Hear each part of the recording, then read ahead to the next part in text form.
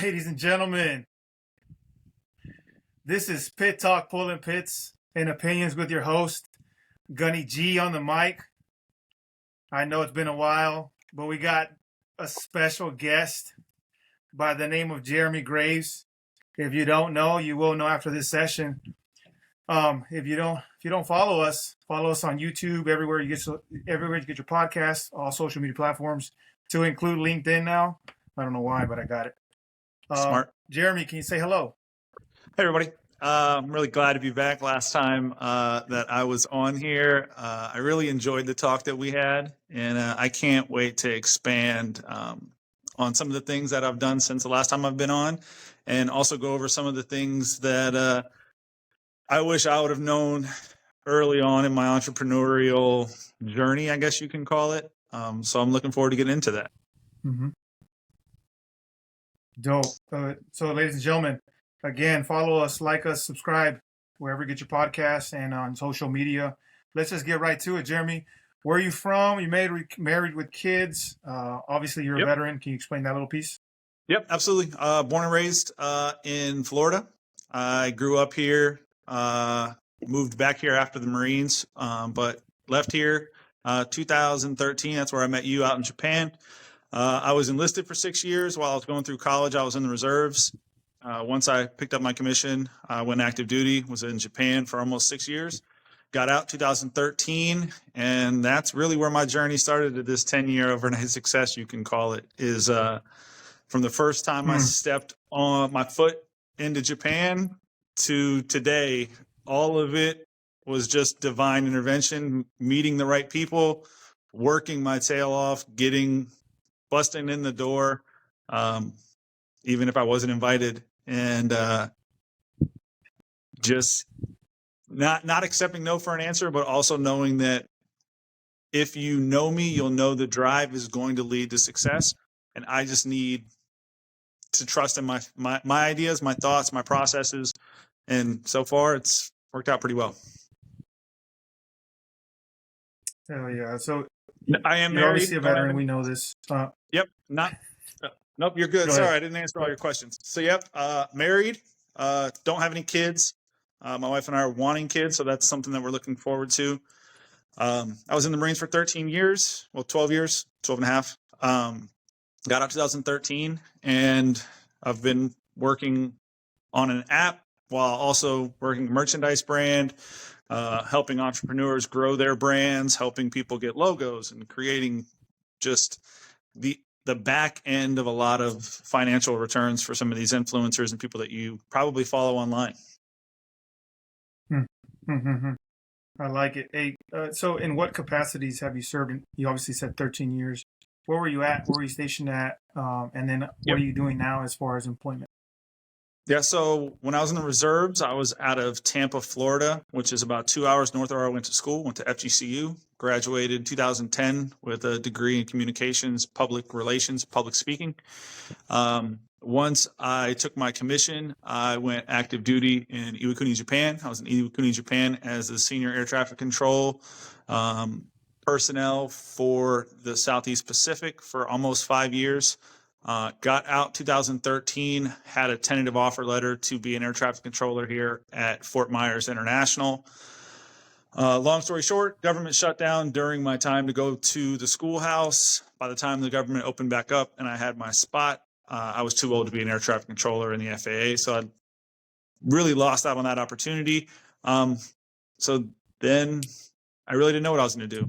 So I just figured it out. That's one of my sayings. It's like, I'll figure it out. I'll figure something out. I'll make something happen. And every day is just, I guess it's definitely a journey in my life. But yeah, that most of my great experiences, those would be Iwakuni, Japan. I loved everything about it. That's dope. Hey, so that leads to my next question. And do you happen, has your Marine Corps career benefited you or hindered you in life in terms of your future endeavors, your business endeavors, as a person, right? Yeah, no, for sure. Being a Marine's opened up a lot of doors for me just in general. Just mentioning that really gets you into a conversation to a lot of things immediately. People know that I'm going to be able to be held to an expectation and a standard higher than most. I'm going to be cordial and on time for everything. I have a very, very, very good attention to detail, which throughout this conversation that we have tonight, you'll come to find out that that has really been a massive opportunity for me over the times that a lot of people don't notice those things. And when you bring out, hey, that's slightly off, or it's not perfectly centered, or it's not aligned, it makes people realize, like, wow, he really pays attention. And if he pays attention to those little things, man, he's really going to knock out the major things that are important. So I would say the Marine Corps had set me up for success, even in the little things that I didn't even realize. So some of the times and the things that I could have looked back on and been like, man, this is so stupid. 1/8 of an inch centered. Why? Like, come on. Like, is that really in? No, it might not mean a lot, but when you get out, or if you plan on getting out and the goal is to do something bigger and better, you'll start to realize that nobody notices those little things. So if you do, it really sets you apart tenfold from the competition, from your peers, from anybody that you work with or trying to compete against. Just knowing that you're a Marine, there's going to be an expectation that you'll be able to be acute to those small, minor details a lot of people miss. That's dope. So that, I mean, that kind of went into two of my questions, but I appreciate that. So you do have business endeavors. Before we get there to the good stuff, I want to thank you for the merch. Appreciate it. 10-year overnight success. And in the back, one day it'll look like it happened overnight. One day. That's right. It's the truth. It's a lifestyle. Hell yeah, it is. Hell yeah. So it's my favorite hoodie too. Hey, I appreciate the merch, man. It's dope. I like it. It's really nice too. Form fitting and nice on the biceps. Make it look big, even though. The dry fit one's hands down my favorite. It took me about, I would say, 5 or 6 months of testing all of these different brands, different styles, different materials, and then I just found this brand and I've been running with it ever since. So it's great. I love it. The whites, the blacks, all of it. I even have the cotton version of those. Like, they're great. Yeah. So I have cotton. My next one, whenever. Yeah, I have cotton whites. I have cotton white, cotton black. I have just cotton hoodies, black, sweatpants, polyester, white and black. And that's it. And then the other stuff is just pre-made bulk items for the next chapter, which we'll get into in a little bit. But so yeah, I've got a handful of my hands in a bunch of different pots. So that's dope, dude. Hey, so that's my next question. What business endeavors are you currently interested in doing here moving forward? Yep. So we'll start from the beginning. So when I got to Iwakuni, Japan, all of our small niche community in the basketball area really gave me an opportunity to see that there was a need. So when I arrived in Iwakuni, Japan, I remember, like, vividly, I was there a week before my family got there, or my wife got there, and I had nothing to do. So we did the walk of the base, which took all of no time. But all I really cared about was like, hey, where's the gym? Like, I just want to go play basketball. And that's what I did. So cool, got it. I'm gonna go to the gym. It was a Thursday. Get to the gym, sit around, wait for a couple hours. Nobody shows up. I'm like, all right. So run back to the barracks. Next day, go back to the gym again. Sit around for a couple hours. Nobody shows up. Check in on Monday. Go to admin. They see my basketball tattoo and they're like, oh, sir, you should come play basketball with us. And I'm like, yeah, I've been trying to do that. Come to find out, I missed both days by like an hour. I was either early or I was late, but I didn't know anybody and nobody knew me. So I wasn't a part of the community. I didn't know anything about it. So I was like, man, there's got to be a better way to like immediately become part of a community when you go somewhere. So I created Gotnext. It's an app that lets you find when and where people are playing your favorite sports in your area. It's not just basketball, it's every sport. Football, basketball, baseball, soccer, lacrosse, tennis, volleyball, racquetball, pickleball, paintball, ice hockey, field hockey, you name it. They're all in the same criteria. Everybody has those same problems. I want to play. I don't know anybody, or I don't have the time to join like a men's or women's league. I just want to play recreationally. Wednesday at 5. Is anybody in my area playing? I Gotnext allowed you to do that. So I drew up the diagrams. I drew up the app. And then I put them in a drawer, and I didn't do anything with them for years. I was like, all right, I guess this will just be an idea. Fast forward 2013, I lose my offer to Oklahoma City. Don't have anything to do. Don't know what to do. I was like, what does this look like? So I hired out a company from India to build the first version of I Gotnext. That was a process in itself. It allowed me to learn trial by fire, fire hose effect. What does any of it mean? I don't know what coding looks like. I don't know how to build an app. I don't know what any of the terms are that they're talking about. But I had already put my deposit down, and we're moving forward. So then that was 2 or 3 years of just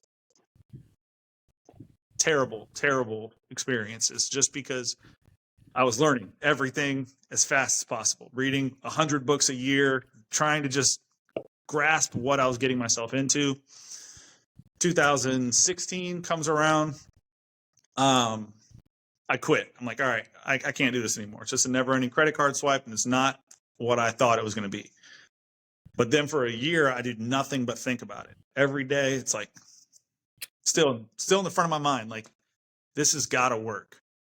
So then I hired another company called Divine Digital out of Naples. They've been incredible since the start. I'm able to go to them with a functioning app, which is unheard of. Like, they normally have from square one what I went through.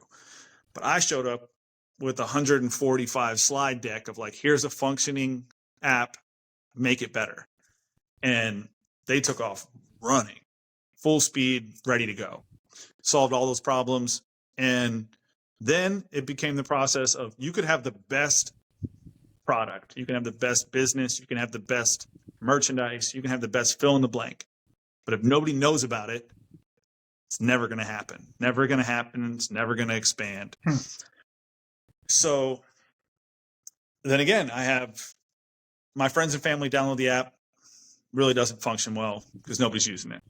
I'm like, how do I get this into the hands of people to use it? And I was like, well, I'm going to go play basketball and I'll just tell people when I go.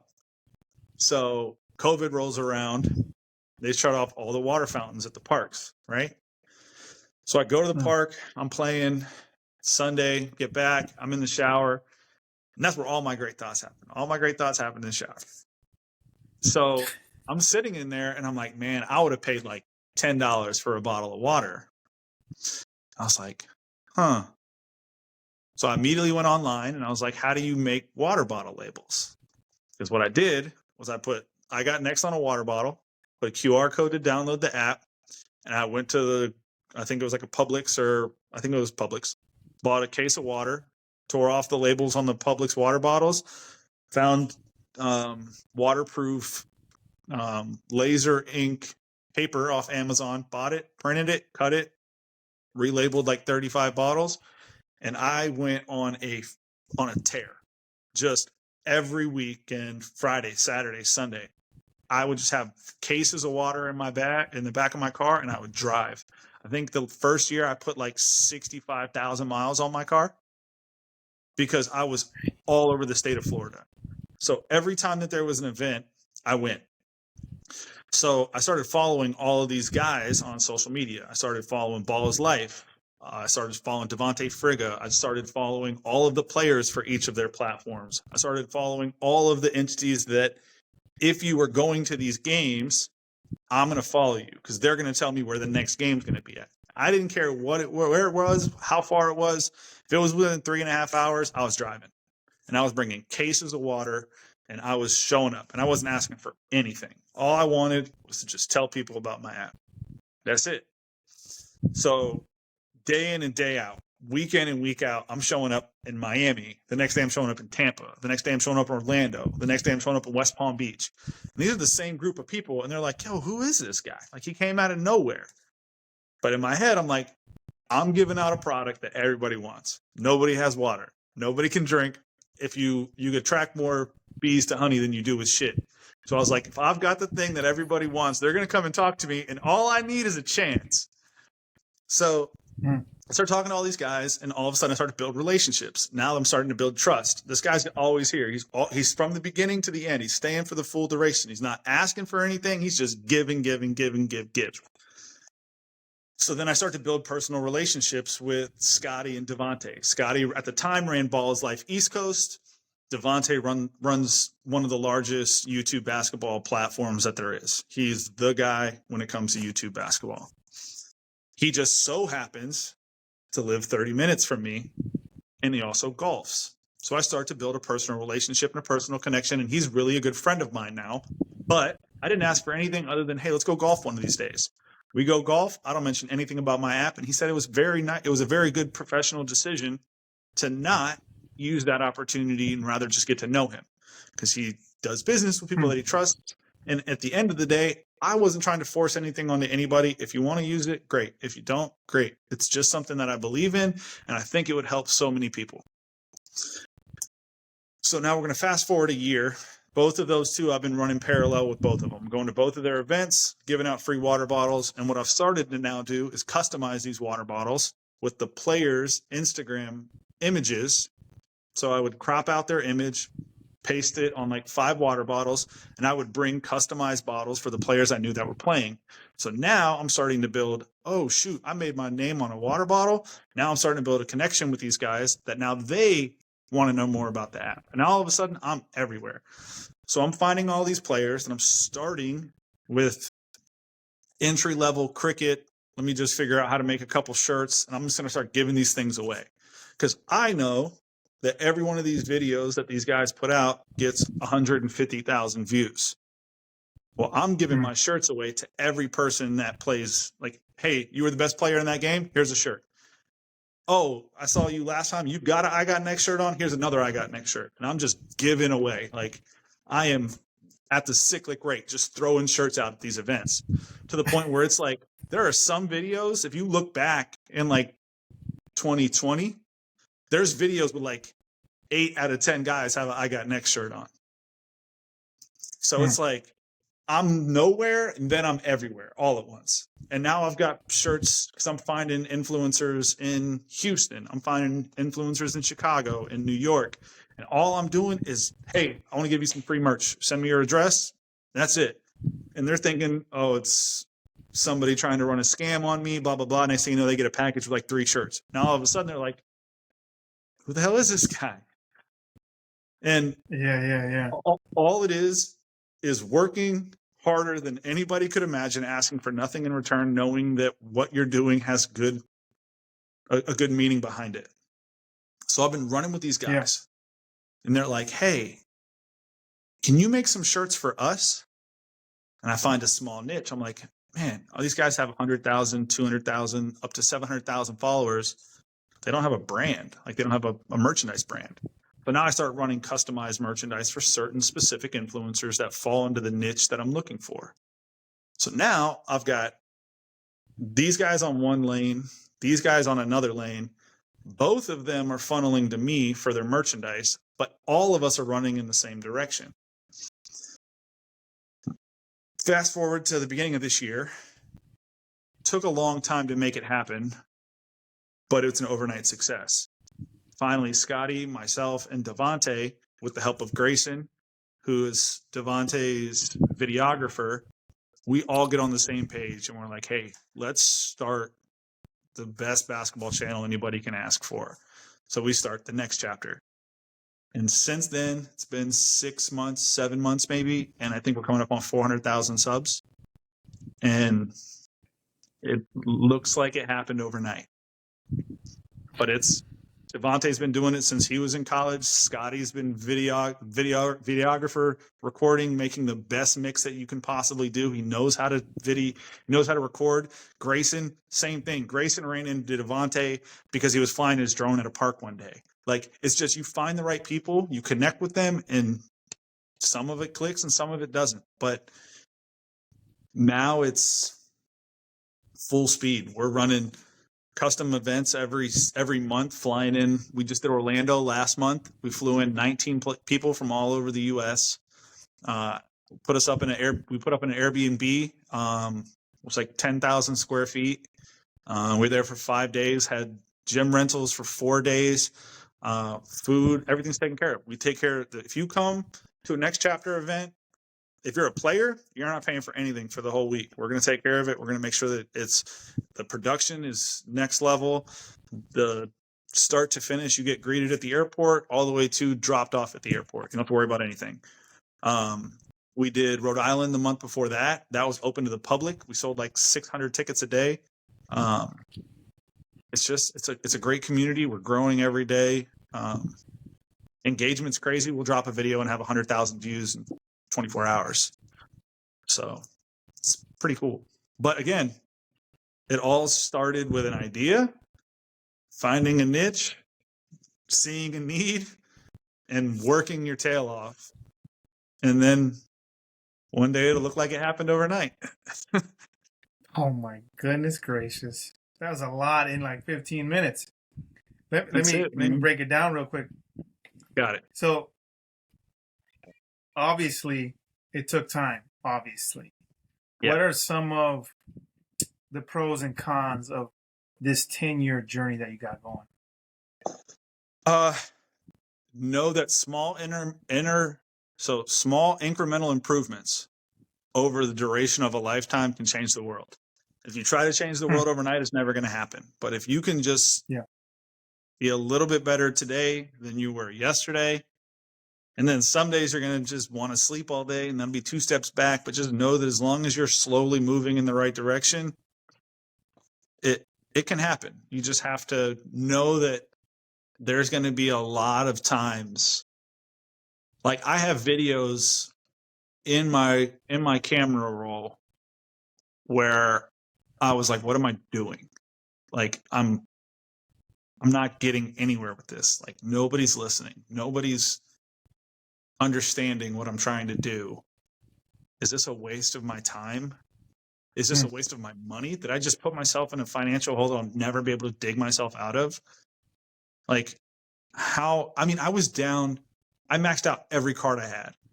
Every card. $100,000 in debt. Like it's the saying I was telling my close friends and family was like, I'm either going to be able to buy the bridge or I'm going to live under it.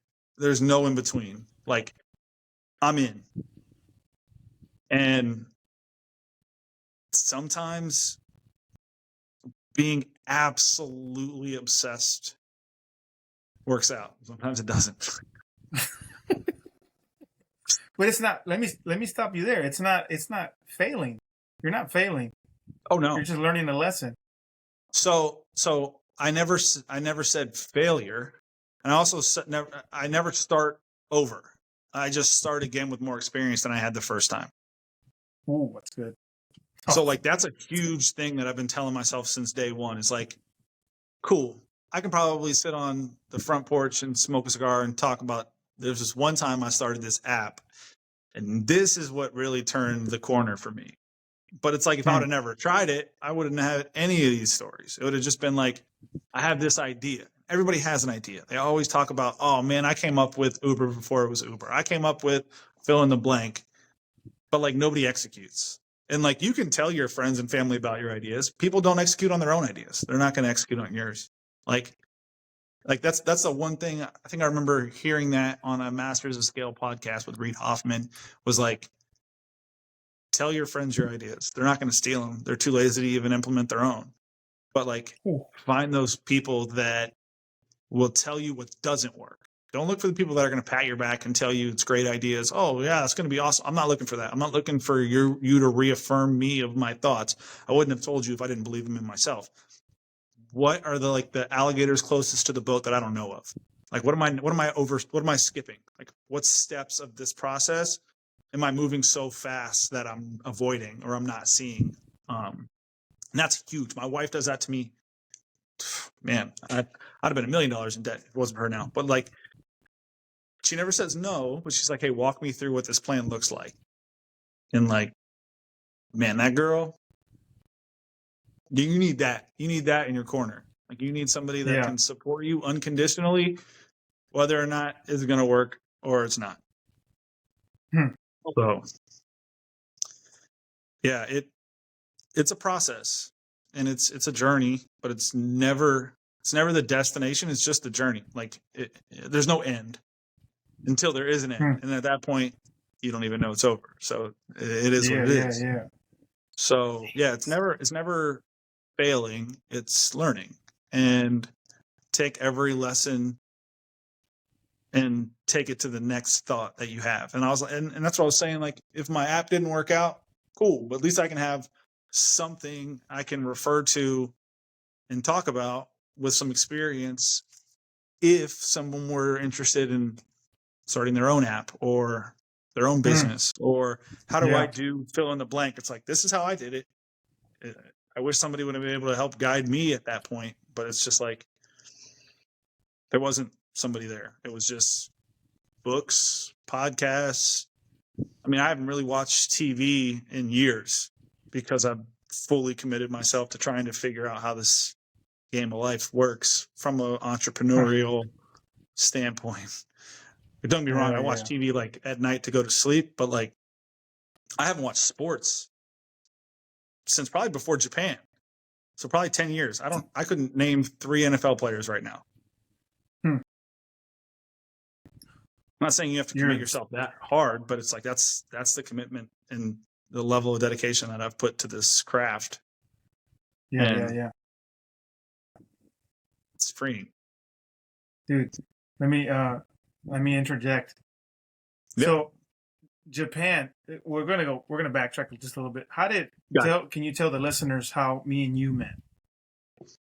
Yeah, I love that. So we first met playing basketball, and you were on another team, and I didn't like that. So you were a very, very, very good player, and I wanted to play with you rather than against you. Yeah, yeah, yeah. Um, so we started to grow a relationship personally, almost like a mentoree style. You were in a different unit than I was, so it wasn't fraternization, but it was definitely a way that you could reach out for advice on Hmm. a Marine Corps side of things to get honest feedback. But Yeah, then we also could have a personal relationship outside of work when it came to athletics. And a lot of people, there's a gray line where that might be difficult, but with you and I, it was pretty simple because it was yeah. cut and dry. It was, sir, you have questions about sports. And then sometimes you would say, sir, on the basketball court. And I'd be like, no, not right now. Like right now, I just need you to do you and I'll do me. And that worked well. It might not work for some people, but with you and I, it was a few years of great competition, and then a couple years of you and me dominating on the same team, which was good. I just want everybody to know when me and you played on the same team, it was the screen and roll, and nobody could stop it. It was Yeah. ridiculous. It was just me screen you, I seal them, and it was either an easy layup for you because they're too weak to get around my big body, Yep. or I sealed them, and then it was easy layup for me, and it was game time. It was glorious. It was Yeah. glorious. It was definitely Stockton Malone-esque. Oh yeah, you did say that a couple of times. Yeah, It was dude, simple. it was an It's just amazing game, brilliant. amazing runs. I remember. It's also brilliant in the basics. I would say that also. So like that is Marine Corps standard, brilliant in the basics. Do the simple things, do the simple things well, and your career will go extremely far. The same thing with sports, same thing with business. Brilliant in the basics. If I try to do 1,000 things, I'm going to do none. But now it's like, this is what I'm doing. This is how I need to do it. This is the standard operating procedures. Like this, brilliant in the basics. I just hired my wife's little brother. He works for me now on the weekends to make shirts. It's just the fundamentals of how to make a shirt. I wrote them down. I still look at them to this day. Like sometimes, oh man, polyester shirts are at $2.90 for 12 seconds. Sometimes I'm like, oh, I don't remember. Brilliant in the basics. Don't try to make things too difficult. Just do the basics. That's it. Goes far. Let me hell yeah, it does that. That's why we won a lot of games, even against good competition. We didn't even play above the rim. It wasn't like super dynamic basketball, right? Like nowadays, you just jumping 10 feet across the rim and across the court, and it's just basic screen and roll, and nobody can guard us. It was amazing. Yep. That should have been on YouTube for a long time. I hope we would have been YouTube famous a long time ago. Back when I used to be able to jump, I wish I had a cameraman. That would have been nice. Yeah. I remember you couple screen and rolls and you two-handed. I'm like, okay, take it easy now. I mean, you were an officer, so peak athleticism. Yeah, peak. Not anymore. You still play though? I ruptured my Achilles back in January, so I've been in rehab since then. Oh, that's right. It's been rough. I did it playing basketball though. Like I did it. Yeah, I did it doing what I love. Wouldn't really go back. I knew it was a problem as soon as it happened, but yeah, it's been. I just probably less than 60 days ago did my first calf raise. So that took me like 4 months. Yeah. Let me. I heard a saying. To always choose passion over money, and what you do for free should be your. What would you do for free, and that should be your passion. Yep. Right, for you. Absolutely. Ball is life. Like legitimately, ball is life. And now you're getting paid to, do what you do in terms of, it obviously started in basketball, but it branched out to other sports. Yeah. Explain that little saying. Yeah. So if you're not willing to do it for nothing, you're going to quit. Period. If your goal is financial freedom and your end state is money immediately, as an entrepreneur, you're going to run into no money before you run into a lot of money. So if you're not passionate about what you do and you're not committed to the vision, so write that down. My vision, to help athletes find when and where people can play basketball till the day they die. How do I do that? A YouTube channel, an app, reaching out to the community, being a part of the community. I did all of those things with no financial, like my app's free. When's it going to start to make profitable money? No clue. Didn't build it for that. I want to be able to help people find places to play. If that happens, great. If it doesn't, also great. I've learned a lot of this process. So if you can't find something you really love to do without having to make money, man, life's going to be tough. If you do it without the expectation of what the return on investment is going to be right away, you're going to run into problems almost immediately. You need to have some people in your corner that understand that your vision is more valuable than the finances that it takes to get there, because they're going to start to give you a hard time if it doesn't. And when they start to give you a hard time, you start to question yourself more than you did from the beginning. And at that point, you quit. Because if you can't take the constructive criticism from those that love you, you're going to start to question whether or not they're right or you're right. And if you hear it more often out loud than you do in your head, that's the decision you're going to make. That's crazy. That actually, I just want you to know that I'm going to do some little screen clipping here, and some of these can go on your shirts. I just want you to know, but that's later on down the road. I'm gonna send them down to you. I got all kinds. I'm ready. You let me know. I got all kinds of. If I use a term that I say a lot, I just put it onto a shirt. Like I got one over here. I'll figure it out. That's probably my favorite shirt. Like I don't know how to do it right now, but I'll figure it out. I'll watch some YouTube videos. I'll read some books. I'll ask. Don't be afraid to ask questions. Nobody knows what the hell they're doing. Ask. If you can't be embarrassed by asking a simple question, you're not setting yourself up for success. Know that you can ask questions. There was a book, I think it's called When to Rob a Bank, but it's not about bank robbery. It's written by the same people that wrote Freakonomics and Super Freakonomics. And they talk about if you can't ask questions about the things that you don't know, those that work with you won't believe you until you can sit down and admit what you don't know. And what they meant by that is like, for instance, if I told you I need you to make me 25 shirts, this color, this size, and I just leave, you're going to be like, hold on, Jeremy, I don't know how to do that. And I'd be like, oh, well, let me teach you. But then if I said, hey, I need you to do the pick and roll and you don't ask me any questions, my assumption is you know what that means, because if you didn't, you would have asked, because I've experienced that before. You've been able to stop me, ask that you don't know something, and I can sit down, teach you, and now you now know. And the next time I say it, I know that you'll ask again. Or if I give you a task and you don't ask me questions, then I'm not going to have to worry about it. The commander's intent's there. I need you to do this and this and this.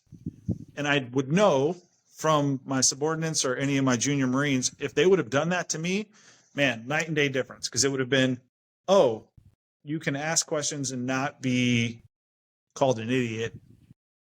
If you can be vulnerable to those that are in charge of you, so that when time is right, if they don't ask questions about things that you need them to do, they can expect you to get that job done. It's a night and day difference.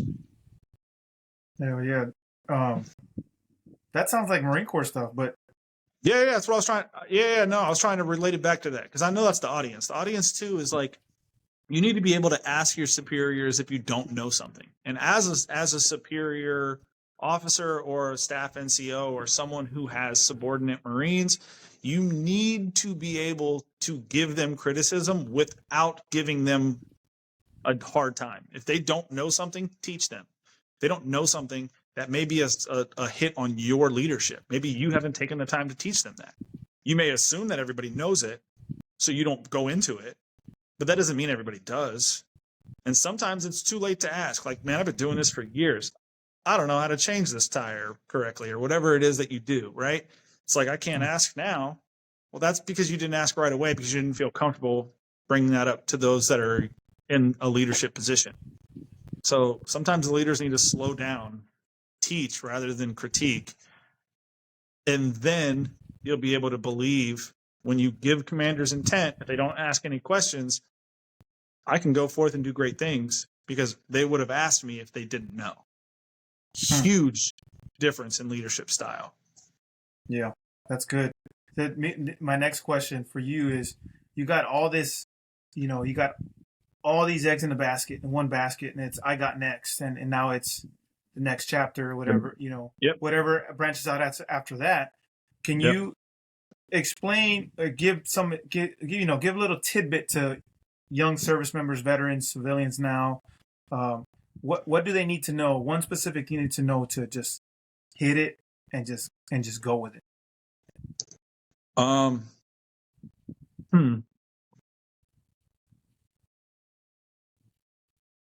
Ooh, don't play with me, Jeremy.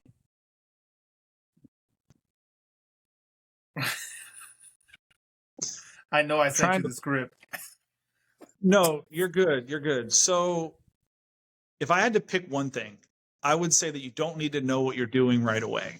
You just need to know that you can learn. If you're willing to learn and you're willing to listen, those are the two things that can change your life. If you're willing to learn and you're willing to listen, the outcome is unknown. But if you're not a good listener and you're not willing to learn, the end is closer than you can imagine. Because at the end of the day, if you think you're the smartest person in the room, you're wrong. You need to be in a different room. You need to surround yourself with people that know or have been where you're trying to go, and ask them as many questions as you can. Because if you don't, you're not going to continue to grow. Put yourself into those conversations. Find your way into the rooms with the people that you want to be around. Like, don't wait for the invitation. Not coming. It's not going to come. Push your way into that door. Kick the door in if you have to. Make them know the value you bring to the table is worth more than the embarrassment if they tell you to leave. I like that. I wasn't trying to hold you up. I really just wanted it to be very, very good. There's all kinds of stuff. Hey, like, that's gonna go on the shirt here. Remember, I'm gonna have little snippets for Instagram. I'm all for it. I love it. And YouTube, you can.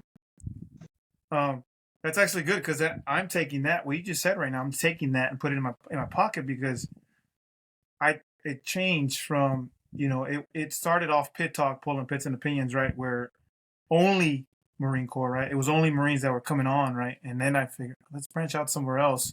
I'm sure there's other people with the same opinion, same answer, same thought process. And now I got Navy coming on. I got Army coming on. I got civilians coming on here. My month of October is super loaded. And I'm excited because it turned from just, very centralized Marine Corps hoorah to, nobody really cares about what I want to talk about. Let's turn it around and say, what can you, I want to know what you know and help me to get that information out there, right? Because what I heard, one of my, close circle buddies outside of you, right, is Randall, shout out, Randall Parks. He told me one thing. He's like, service members want you to succeed, but they're not going to help you do it, right? Even though it is a small niche community, right? We're considered the 2%, right? Because not everybody serves, right. And then it just goes on from there. But not everybody wants you to succeed, or they'll be like, "Hey, good job," but they won't give you, or they won't help you, or they won't point you in the right direction, even if you ask. And that's rough for me because now I turn it around and say, "Look, you just told me, like, even if they don't answer, and even if they say no, it's like knock, knock, knock. I'm telling you, you need to come on. This is what we can give out because, I think about the hashtag 22, right? I think about, well, what happens here is you get out and nobody calls. Yeah. And so this is what this turned into is like Pit Talk. Let's talk about it here because everybody has the same issues getting out, right? Everybody has these anxiety, this thing going on because everybody just drops you after like, hey, congratulations, honorable discharge. Nobody owes you nothing. I get it. But, what happened to the camaraderie? What happened to me calling you? What happened to me texting you? Things like that. And it turned around from, just Marine Corps to like, hey, let's talk about it. What did you do? How was your transition? How did that affect your business? How did it affect your mentality? How did it affect your anxiety issues? Blah, blah, blah, blah, blah. Yeah. I can go down a rabbit hole for that. But for you, how did getting out in 2013 all just kind of just boost you? I got out in 2018. Boost you into 2018. Sorry, I'm sorry. Yeah, I got out in 2018. It was lonely. Like, I mean, I was in the gun club, and Iwakuni was such a small community. I knew everybody. Everybody knew me. Everybody reached out. Everybody had each other over for holidays. Like, it was a very tight knit community. And I get out, and the people I went to college with aren't in this town anymore. And I didn't come back to where I went to high school, and it was just a lonely time. So I had to pick up the phone. Like, that's the hardest thing is like admitting you're lonely and calling those people that you're closest with. Like, I don't have a lot of friends, but I do have a close group of people that I can reach out to. And those people help me get through the difficult times in life. As an adult, that's really what you're going to have to rely on. You're not going to have 100 people anymore. You're going to have 5 or 10 people that you can text and call and be on the other end of the phone. If somebody calls you, answer, talk to them, express your sadness, express the difficult times that you're going through. Life's hard enough by yourself. Try to find somebody that can help you get through it. You're not going to win a firefight by yourself. You have to have cover fire. You have to be able to be vulnerable. Be vulnerable. You're picking up and running into a firefight because somebody has your back. They're laying down cover fire in order for you to move. That is a vulnerable time. You need to be able to be vulnerable with your friends. Hey, man, today sucked. Like, I was hating on myself. I can't believe I'm going through this. I don't know what I'm doing. I don't know where I'm going. you're going to hear, it's all right, man. Like, I've been there. I understand. You can get through it. They can give you guidance. You just have to be able to ask. If you can't ask, the end is closer than you think. You're not alone. You're not alone. You're not going through life by yourself. You're not having to lay down cover fire while also running. Pick up the phone and call. Just talk to them. Send texts. Send funny memes. Just be on the other end of the phone so that people can know that you're not by yourself. You're never going through life by yourself. The phone's there. So the world we live in now is not the same world we lived in 25 years ago. I mean, right now, you and I are in different time zones. I can see you. I can talk to you. Do that. Call your friends. Call your family. Let them know you love them. Be vulnerable. Ask questions. Express your sadness. If you keep that stuff inside, it's tough. I did that for a long time. When I started to be vulnerable, life started to really open up because I was able to really become the person that I am. Like, I know wholeheartedly who I am, what I like to do, how I like to do it, and who I like to spend my time with. And those people know I can call them and say, I love you. Doesn't matter. They'll say it right back because that group of people I've been vulnerable enough with that they know that at the end of the day, I'm going to tell them the truth. I'm not going to hide it. I'm not going to try to cover it up. Life's too hard to try to fight your way through it. By yourself. Yeah. Can't do it. Don't do it. Don't even try it. Just call. Reach out. Yeah. Text. That's good. When it talks, you always start talking about being vulnerable. How, from when you got out, obviously it's not that long ago, but time does change. Do you see, I know that, that's a bad question. You know what? Skip that question because you don't even watch TV. So you can't even see what's going on. Your focus it's laser. It's like I was scrolling because, man, I need some inspiration. And there was a saying is like the best revenge is your success. Yep. And they won't, all those haters, and it's time to get out of your mind and just get back to the mental lab and just hit it and don't quit. Yep. I was talking to a guy named Vic, and he was saying, actually last week I was talking to Vic De La Flor, a shout out. He was saying, my business endeavors, I don't know 100% of my things. I just know maybe 60 to 70. And with that information, I just take a 30-inch step, pivot, and go. And if it doesn't work, it doesn't work. But now I know that I can overcome a fear. And it's not even fear. It's just taking that step that nobody wants to take, like you said earlier. You could tell everybody you want. It's nobody going to execute it because they don't want to. Yep. I don't know why I didn't have my Wi-Fi on this whole time. Let me to my last question, Jeremy. Oh shoot! What? Oh, did I just ruin it? My last question for you is: what are your social media handles? It froze there for a second. I apologize. What are your? No, it's my fault. My fault. I realized I didn't have my Wi-Fi on. I was like, oh, this might help, and then it froze because I was transitioning. I was like, what's going on here? I was like, oh no, it's 100% my fault. I was like, oh wait, my Wi-Fi hasn't been on. This has just been okay. So I apologize for the brief intermission that we had. 100% my fault. My handles on Instagram, I've got two. One of them's for my business. That's @Gotnext_sports. That's where you can find a lot of the merchandise, some of the entrepreneurial stuff that I go through. You'll see a lot of the videos. You'll see some of the stuff on how I make it. I'm going to start to post out a lot more just advice now that I've got this set up. I have to thank you for that. I've been wanting to have this. I've been wanting to have this background set up for almost 6 or 7 months, but it's been sitting in a box, and I'm like, I'll get around to it. And then yesterday, I was like, man, I got to get this set up. So I did. So now that I got this set up, I'll start posting a lot more stuff, trying to help people figure out how to take their dreams and turning them into a reality. So you can find that at @Gotnext_sports. And then my personal page, I really don't give that one out very often, just because I try to keep that one close to friends and family. So you can just find me on my my business page. I got Gotnext_sports. I respond pretty quick there. But the other one I post like pictures like family and stuff like that. Yeah. So those are the two. On YouTube, you'll find the next chapter.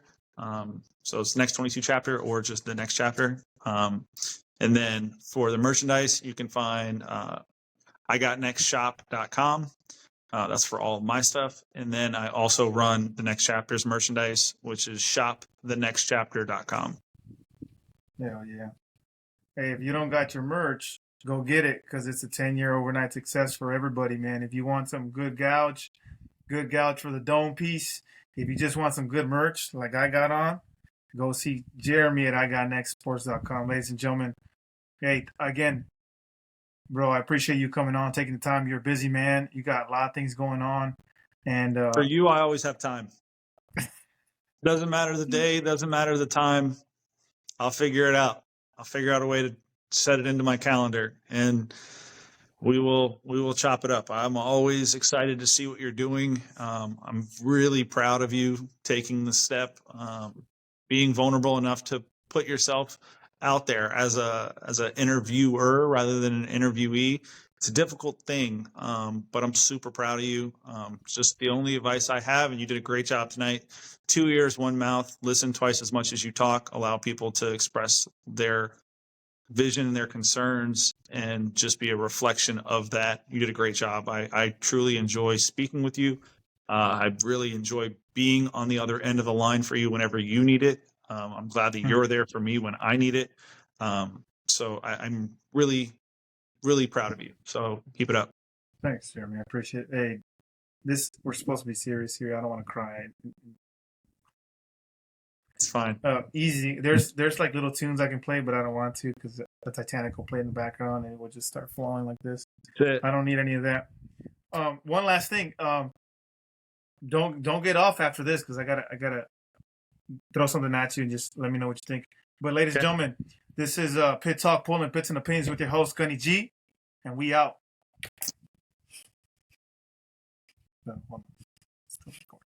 Great job.